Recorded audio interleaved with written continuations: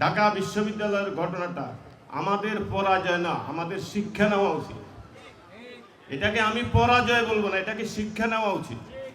এখান থেকে 1991 সালের 27শে ফেব্রুয়ারি জাতীয় সংসদ নির্বাচনে আপনারা জানেন বিএনপির প্রার্থীর কাছে শেখ হাসিনা হেরেছে, ডক্টর কামাল হোসেন হেরেছে, জিল্লুর রহমান হেরেছে, তোফায়েল আহমদ হেরেছে, আমির হোসেন আমু হেরেছে।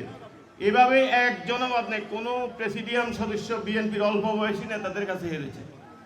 এই দলটা হলো মানুষের প্রাণের দল, মনের দল, জিয়াউর রহমানের দল।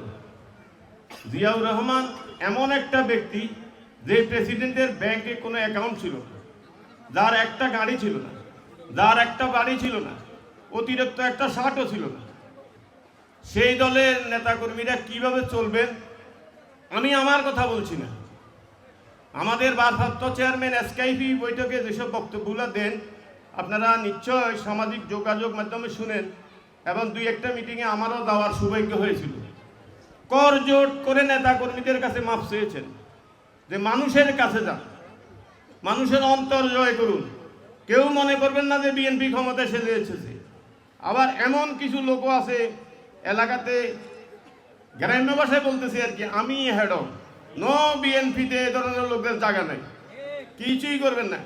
রাস্তা দিয়ে একটা রিক্সাওয়ালা যাইতেছে, আপনি রিক্সাওয়ালারে বললেন কাকা আসসালামু আলাইকুম, আপনার কি কোনো ইজ্জত হবে? আপনার ইজ্জত বাড়বে। আপনি চাঁদাবাজি করেন, লুটতরাজ করবেন, নির্বাচনের সময় যাই করবেন কাকা আমারে ভোটকা দিয়ে, হাতে ডরে ভয় করবো যে আর কাকি আর করবো দিব, আসলে ইজ্জত দিত কইব কিনা বলেন।